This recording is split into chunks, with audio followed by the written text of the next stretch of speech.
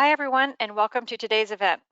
I'm Laura Dillon from MS Dynamics World, and we're here today for a session all about D365 Finance versus best-of-breed AP automation, a side-by-side comparison. Our presenter today is Anna, Chief Product Officer with DoUp, and it's my pleasure to welcome her back here with us today.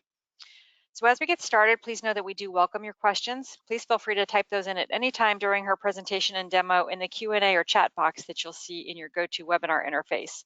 And someone from the DoUp team will be getting back with you individually after the session.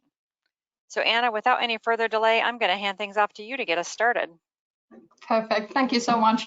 And hi, everyone. Thank you for joining this webinar. My name is Anna Tujunen, and I am from DoUp, the accounts payable automation solution for Dynamics 365 Finance.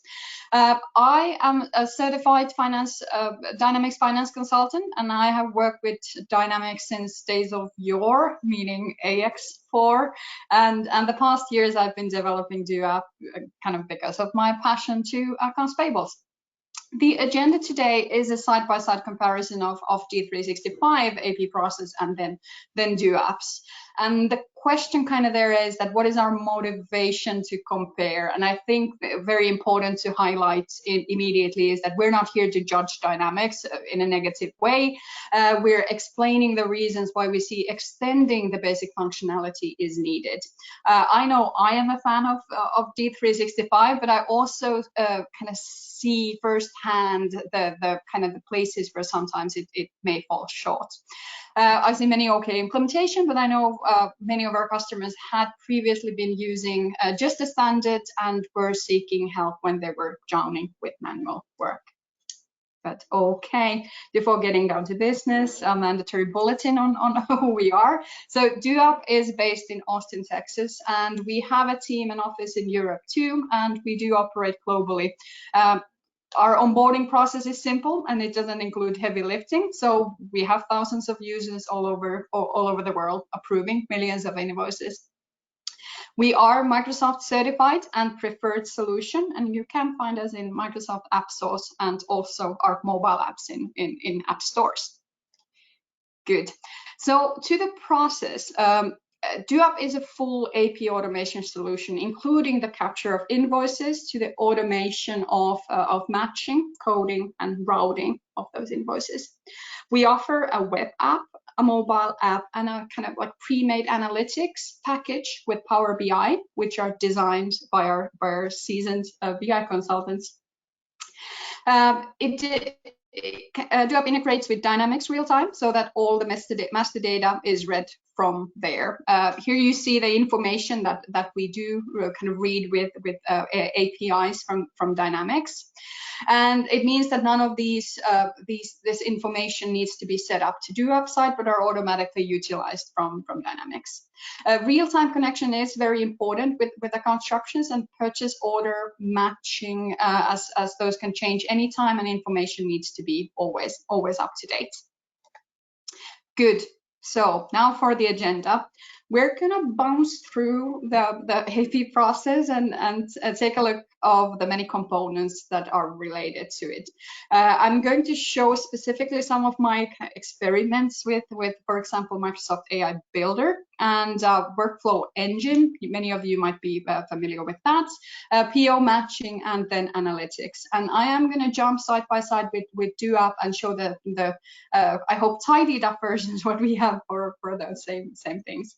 I try to be clear as possible on what are we looking at each moment, because I understand that jumping back and forth with standard Dynamics and DoUp might be confusing. They are, of course, tightly connected after all, and there is links in both softwares to jump to the other. And hopefully the look and feel is still significantly different, that it is clear where we are. Good. All right. I am going to start just a bit with process differences, and as this is one of the initial drivers that has kind of driven the creation of DoUp. So this is from a Microsoft documentation. It's a picture explaining a lot, in my opinion, of the view behind how Dynamics has been built as for AP process. It's kind of all starting from the PO or the purchase requisition, and there is then a big effect, in my opinion, in the usability in later stages of the process if that PO does not exist. There is the part of receive and enter invoices here. It's just one box there under the pay for product or service. I take that very personally, and I consider it a bit of an understatement. It is so much more bigger thing than just one pre-step for payment. It does include a lot of work that happens in the AP and, well, in finance in general. There's the capture coding, everything related to matching, routing, approvals. That affects everyone in the company who will be doing approval. So it is just more than just one box. And then all the analytics that is related there. The feature design with Dynamics has for a long time been, I think, focusing on having everything as PO invoices, and that leads to forcing to use the pending vendor invoices form for all kind of invoice types, which was kind of the form was originally created for POs. This means that all invoices have to be coded with procurement category items rather than directly to the ledger or project if they are non-PO invoices. So, because for those, you would need to kind of typically use the other type of journals. Unfortunately, most of the new features and reports do not work with invoices that have been created, for example, with the invoice register and invoice approval journal combo. Many companies have been using those because it has been kind of a regional requirement back in the, well, still in some regions, and the doing of pre-registration of invoices because of tax purposes, for example. Other kind of reasoning that there is that the pending form isn't that appealing is that when you don't have POs at all, the kind of the forced usage of procurement category items, or even kind of the lightest version of supply chain management module that you have to set up is a bit tedious if all you want to do is code the invoices to main accounts. But of course, let's not talk about doing manual journals into anything. There is advanced options, data management, where you can build interfaces for receiving invoices. It is a bit picky, the data management side, so it's wanting a lot of the information to be exactly correct. But then of course the tools for AI Builder are coming to connect, so we can build up a capture process in-house. We're taking a look at that, of course, a bit later. So kind of one thing to still say about that process. So if we take a look at what is typically in corporations, this I think is a very common distribution. It's 70 or 80% of POs. Rest are 20-30% is non-PO. And for kind of everyone now, I think this is okay. It is okay not to force 100% POs when there is no gain from it sometimes. I know it has been kind of some sort of a badge of honor to try to push for 100% POs, but it is just not worthwhile in all cases. What I do agree with is that getting everything that there is related to your core business to be POs, that is absolutely how you have to do it. It only gives structure and efficiency, but it improves the data quality.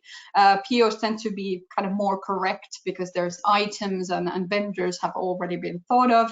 The correct coding will be driven through those items. And especially when there's warehouse management or any kind of manufacturing involved, it is absolutely mandatory to have those as POs, of course. But then for administrative costs, utilities, services that are not related to core business, is Dynamics POs the best medium now to kind of manage those or approve those? I don't really think so. You see here in the pick the invoice type category recurring invoices, which actually means non-PO invoices, but they are invoices that can automate by matching them to a template of a recurring item. So typically, it's said that company has 10 to 30% of administrative invoices, and from those you can automate a big chunk. Those are the kind of phone bills, rents and such that's always repeat the same way. If it's not the coding that is the same, it's at least the approvers are the same, or the amounts are the same. So Dynamics tools for recurring items are pretty much non-existent. Blanket order, periodic journal, those are things that we have used to ease the pain, but they are not really recurring invoice automation.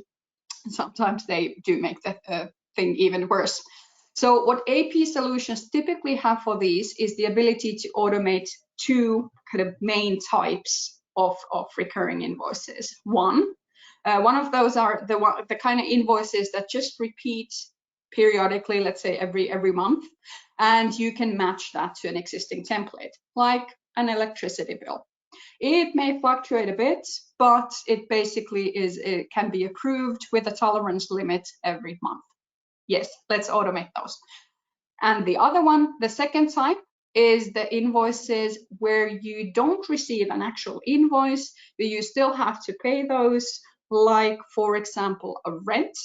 You want to automate the creation of it, so you always have to create a new invoice for the following month, but you can't do those too much beforehand, because if there is changes into your rent structure, or you don't need to pay for it anymore, you don't want to have unnecessary invoices.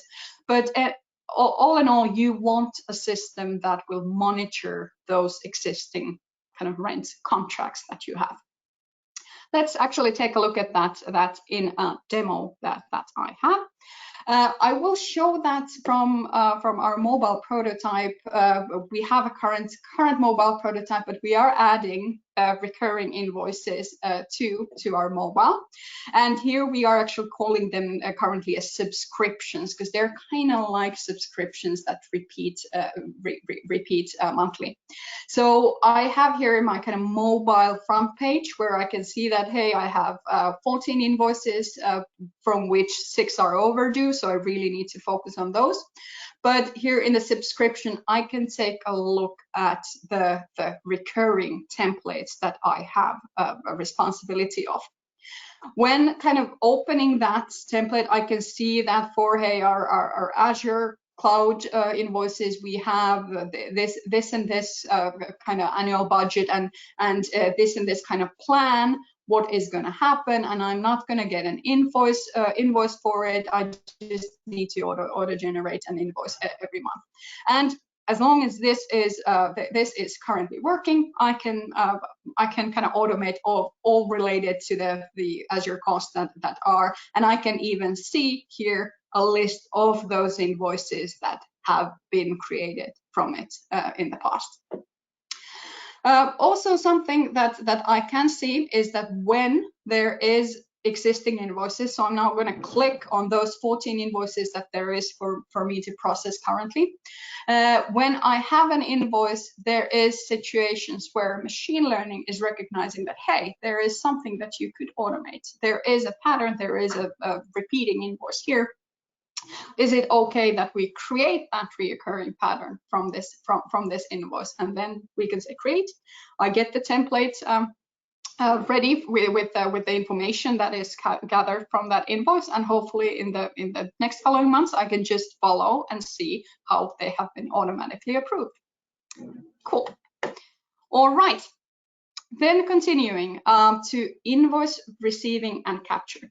So now we're gonna have a demo on what I have been tinkering with the AI builder. So the really interesting area of development with Microsoft has been the ability to bring OCR tools as something that we can build ourselves.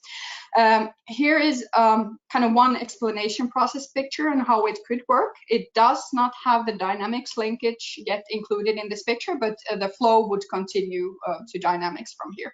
So automating the processing of documents does require, as you see, a kind of a stack of different kind of solutions, and there is kind of license requirements for them, but it pretty much goes this way, or this is what I have been using now, is that I have Power Platform that is kind of enabling the document automation solution building, and then I have Power Automate, kind of orchestrating the overall process that is happening. AI Builder is now the actual component that it has the intelligence of extracting information. And then there is Power Apps to manually review and approve documents. And here the Power Apps part is something that could be then different with for example, Dynamics, but that's what I was using currently. All kind of under this is Dataverse that will manage the document queue and store then all the data files and configurations and so forth. There is listed, this is a screen capture from the document space in Microsoft. So there is the license needs, and there is also a kind of transaction price for the AI builder. So there is a calculator. It's basically the AI part is starting from 50 cents a piece for those captured items. And it does then change with the invoice volume, so it will decrease. But that is how you can take a look at that. So this is what it looked like, and I am now going to I want to show that happening live. So here I have kind of the Power Automate workspace that I have.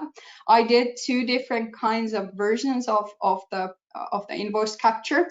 I was using here the custom document and invoices tool, which was pretty much guiding me how to set this up. And there is obviously coming an export to 365 Finance and Operations coming soon, but it is not yet available, at least for me. So then I was using this custom document and invoice tool. For the other option, I was using purely Power Automate site, where I was kind of building these steps and defining what happens in each step, that go to my mailbox and pick invoices. Well, here I actually have manually uploading invoices, and then extract. I'm telling it what to extract. I'm telling it to create an HTML report on those, and then I'm asking it to email it to me with some of those invoice details. But let's take a look now what Power Apps has been doing in the background. I have a mail set up, which it is pulling of all invoices that have attachments to it. As you see that it is kind of approving now only PDF invoices. It has declined my Excel invoice as it doesn't approve that type. Here I have some. It has also captured, because there is very often extra images on emails. For example, here I have in the signature, I do have some LinkedIn icons, and your document was not processed. Let's see back. I want to show this one too. Yeah, there was Twitter, and then this was validated to be an invoice. I was happy because that was the Duap dog from the invoice picture, but that unfortunately isn't an invoice. But here we do have actual invoices that it has then captured. So in the Power App side, I don't really have a good way to get the invoice data to fill the information that might have not been captured. Here, most of this that is now shown red is something that actually is not there on that invoice. But if I need to correct something, I can just simply correct it to that screen.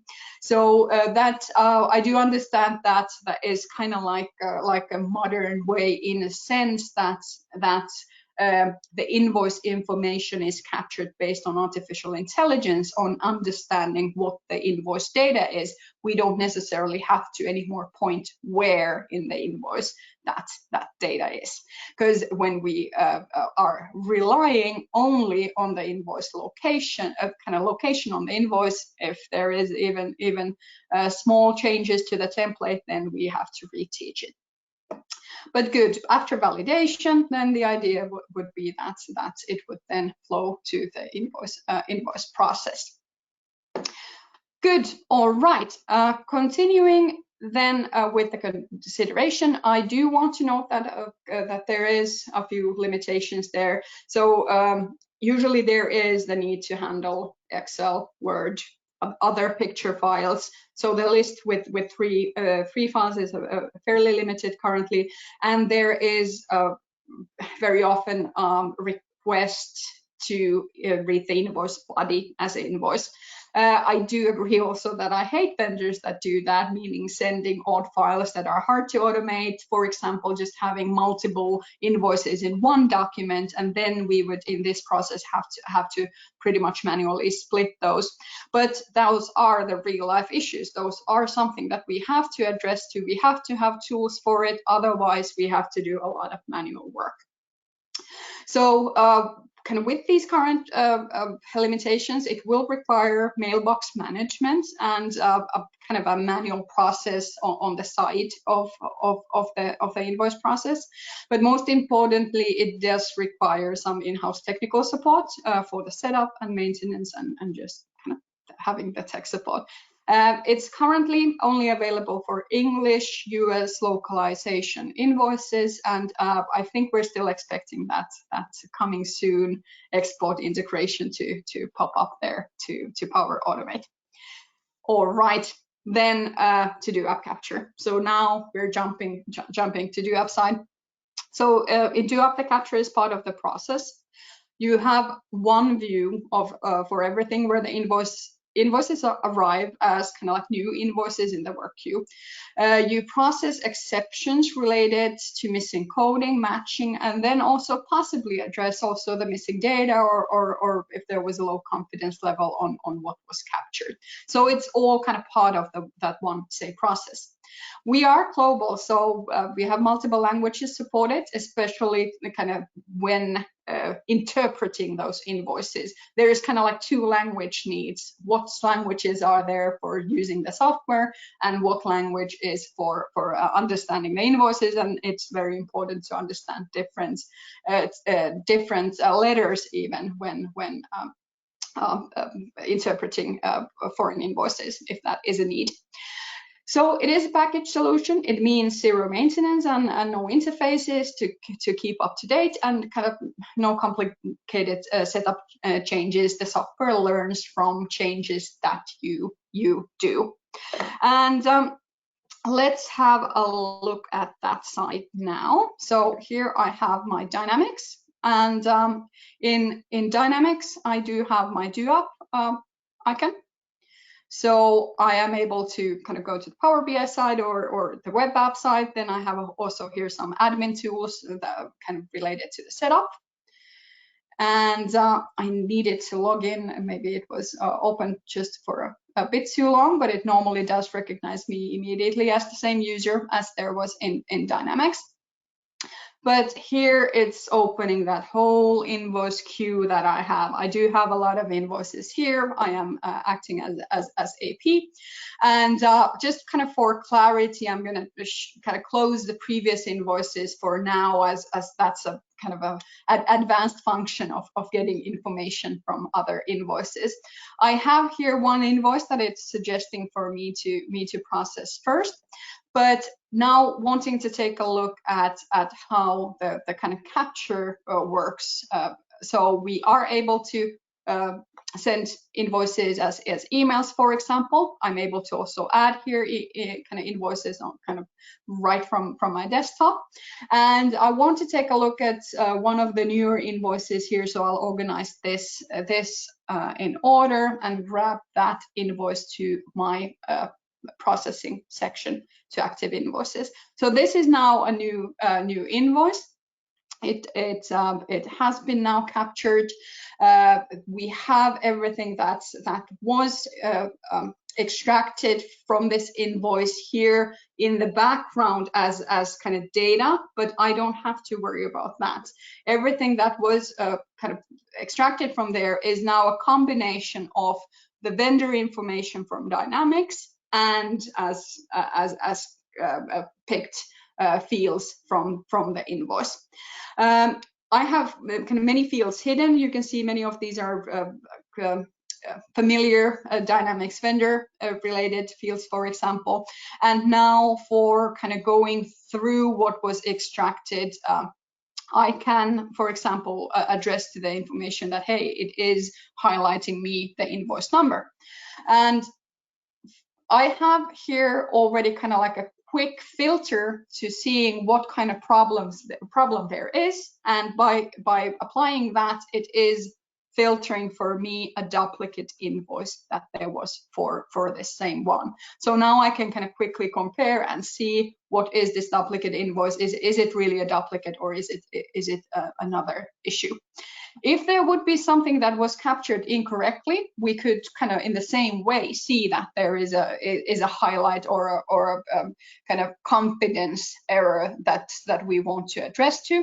And everything here is now a drop down, which I could change to be something else. So if this would be actually now, let's say, land a packaging solution vendor invoice, I can change it there from the drop down. I can change the company there from the drop down and any other information that there is. And from that change, it learns. It learns now that, hey, I either picked something wrong from the capture, or I'm learning that, okay, this is how it should be routed, for example, the next time, or this is how it should be coded the next time, and so forth. All right, okay. Then going back to the slide side. So let's talk about Dynamics workflow. I have to admit here that I am not the biggest fan. For the part of making the workflows, once you kind of manage to get the editor open, well, I have to remember that it doesn't allow using Google Chrome. One thing that I do like with the workflow engine in Dynamics is that I have been always able to build all situations that I have faced, that even the most complicated, imaginative, exception-filled multi-step workflows that a power-hungry controller has designed, you are pretty much able to accommodate. And it is good to have controls for the approval policies you have set. But for the user-friendly part, and here I am kind of trying to implement a bit more complicated cost center and exception-based workflow, it is kind of hard to understand after someone else has built it and you are supposed to understand what it is doing. I think that is one of the biggest faults. It is like sometimes with Excels, that it's hard to understand an Excel that someone else has done. We're not giving kind of any beauty points. It doesn't in a way matter. But I don't like the fact that when I was doing this, I was able to crash it a few times, and then I did lose the work that I was doing. For accounts payable, I think that even though the control is very important, I also think that flexibility is very important. When invoices needs to get approved, they really do need to get approved, and unless you give enough power to finance to then actually solve the problems with the workflows when those invoices do get stuck, it is a common thing that then finance starts bypassing the workflow when there is an urgent need, meaning that something is paid directly from the banking system or something, if you don't have that flexibility. That is really bad, as we do see that then in the reconciliation problems, because you tend to forget to then correct those afterwards. Well, that is about that. I'll leave it to anyone's liking. So even though we in Do Upside we utilize so much of the standard dynamics as possible, obviously workflow engine is something we did not want to use. We still utilize the same base data as the workflows, what you can do there. So for example, position hierarchy from Dynamics, or the dimensions in general, of course, where we can get the signing limits from Dynamics. But we wanted to build a flexible, informative, and easy to use workflows. They're more of the visual approval path of an invoice than an old clunky workflow concept. I can base the workflow to many things and tie those rules to company or invoice type or vendor, or I can let machine learning have a go with it. Based on how invoices have been routed before, finance always has to control, and they can flexibly do changes to particular invoice paths, and all changes are logged, of course. Let's take a look at that again. So for this invoice, for example, I do have here an initial logistics-based workflow, and this has been selected to me by machine learning. So machine learning has said that 100% of these cases it will go like this.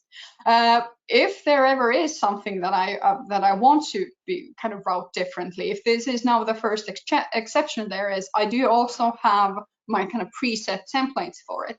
And even if that is not enough, if this is now a special invoice in that sense that, okay, we're getting 2 projects in the same invoice, I can then start building that workflow on the go.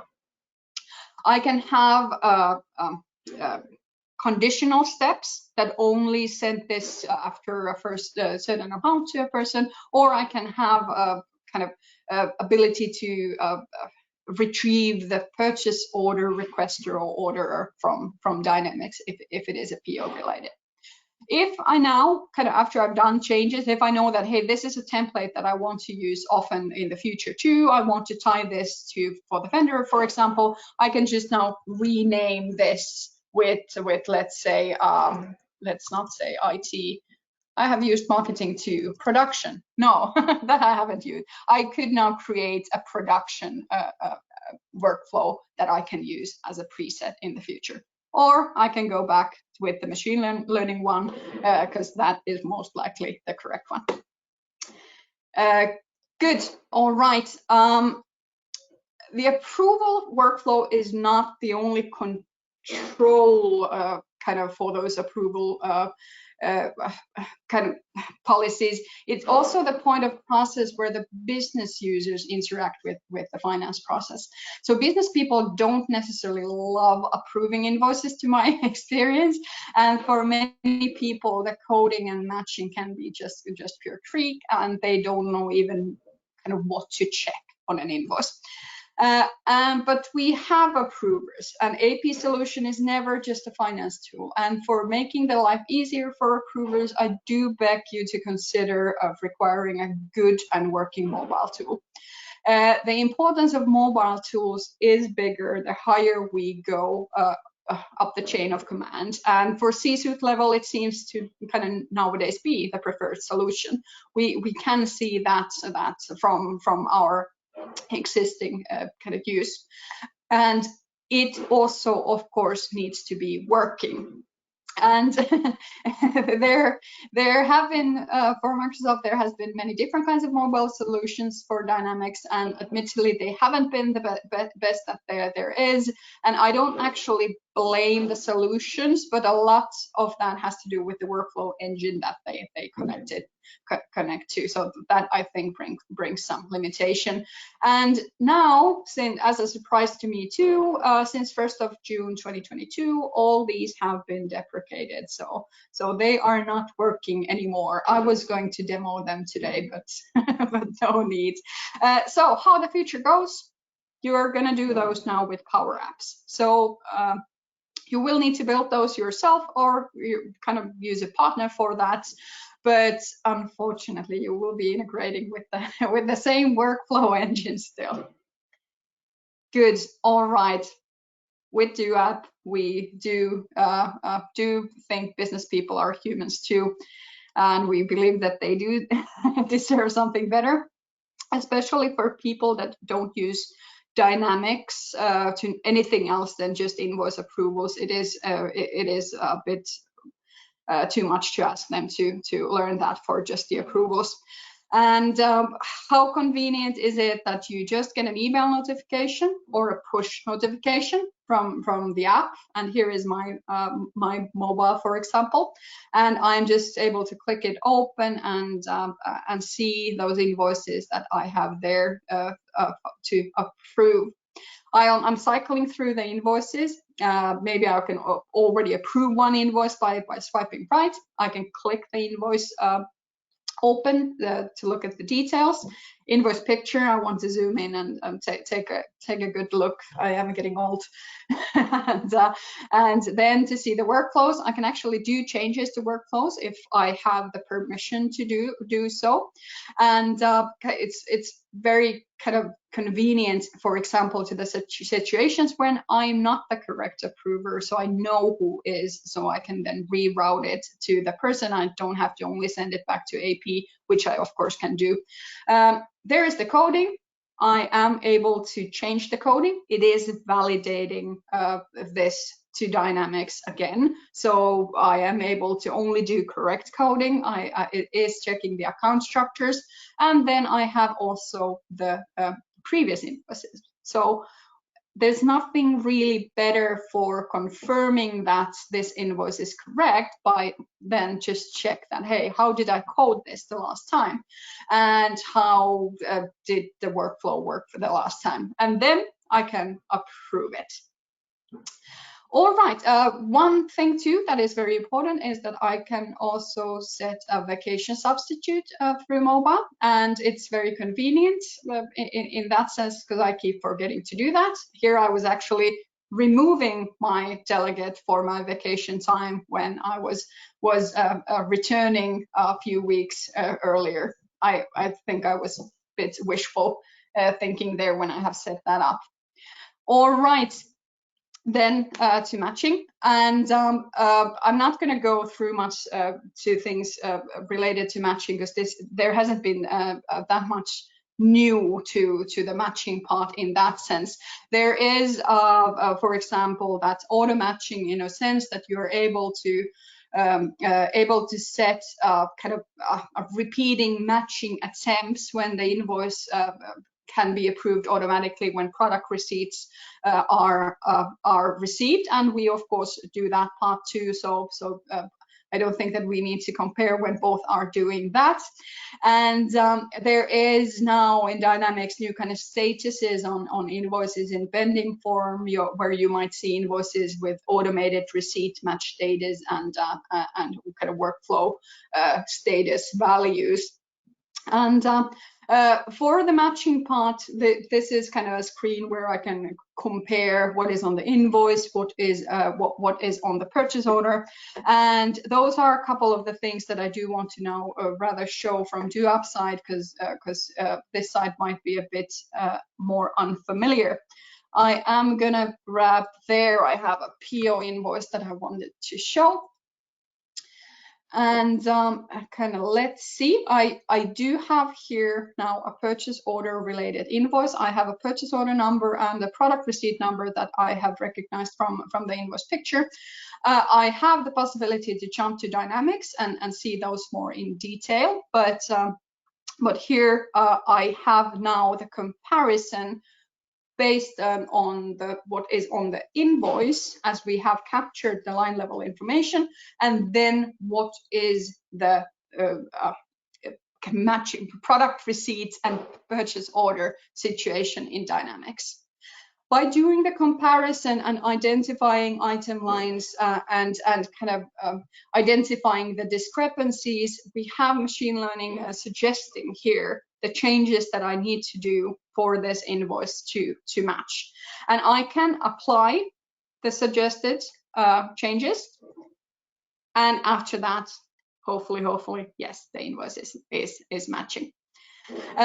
If it would not be matching, one thing too that I do really like here in Do Upside is the ability how we add miscellaneous charges. So kind of we support those charge codes that you have in Dynamics.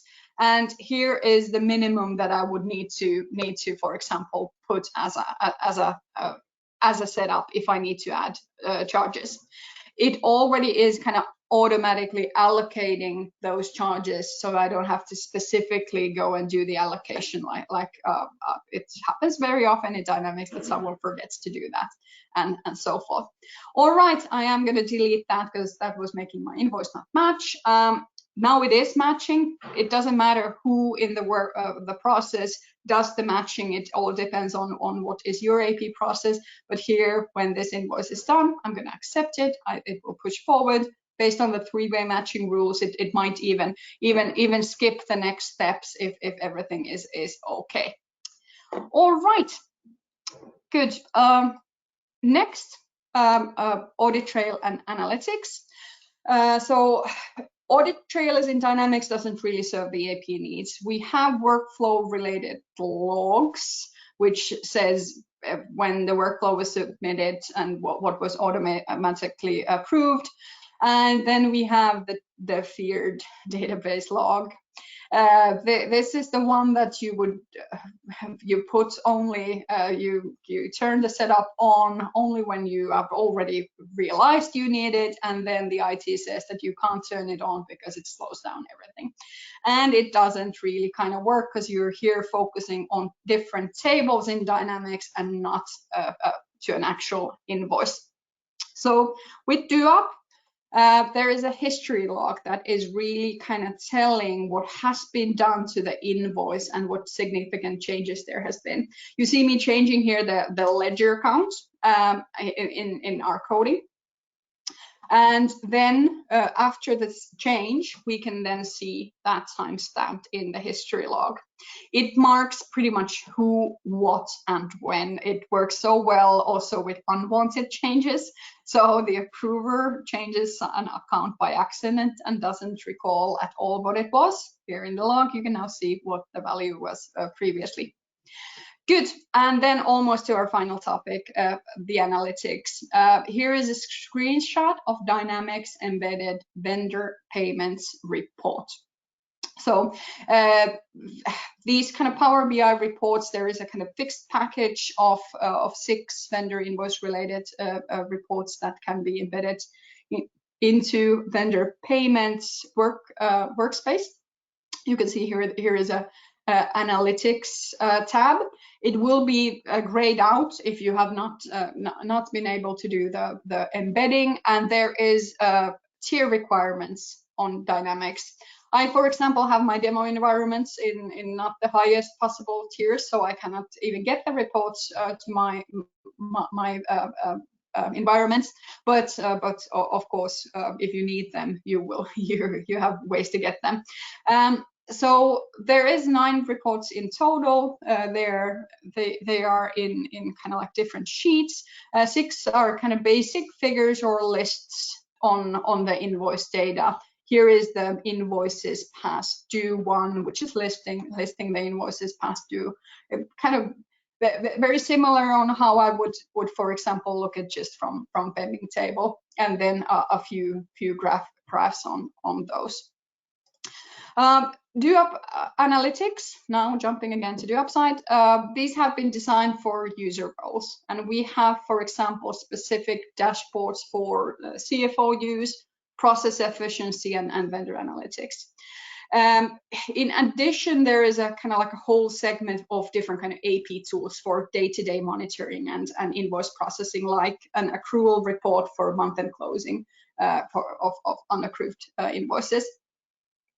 And here is one example of process automation. You can see how your automation is developing with every step of the process, and seeing the performance per kind of every step. You can systematically improve the true automation or the touchless rate of your invoices. And I want to show quickly the vendor analytics side. Here I have my CF report. Let's go to the vendor analytics. Here I can dig into the bottlenecks caused by vendor actions, or also the approvers. So for example, if I want to look at a few graphs on for example, cash discounts, very important to monitor that we are utilizing all those cash discounts that we can. And then here is interesting, whose invoices take the longest to process. We can look at that based on a different vendor. And typically, if there is, for example, a long invoice handling time for a specific vendor, there is a reason behind it. Is there something on those vendor invoices that is very hard to check? Are they not matching what the product receipts are typically? Are they not putting the PO numbers in place? What is the reason, and how can we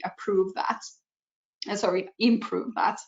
Also here, kind of interesting KPIs related to kind of invoices with least amount of time to process. You want to get rid of vendors that have due immediately as the default payment term. You can use that as a kind of a KPI to focus on negotiating those. And then, for example, here with Eaton, we have a default payment term of 15 days. Why are we receiving these invoices typically only 3 days prior to when they have to be paid? Are they sending those to the incorrect address, for example? Very cool things with the Power BI report. These are something that you can drill through. They're 4-dimensional. There is reports within the reports, and you can always get to the base data. Good. All right. Last but not the least, here's a summary of the different parts of the process where artificial intelligence is playing a role with DUAP AP automation. We definitely think that is something that every solution has to have, kind of investments to new technology. It is not only in the capture part, but it is embedded in everything that we do, so that we can increase automation without having to do actual setups or configurations to make this things happen. Increasing the use of artificial intelligence is our main goal of development, and we have so much more cool features to come in addition to the existing ones that we already have. Good.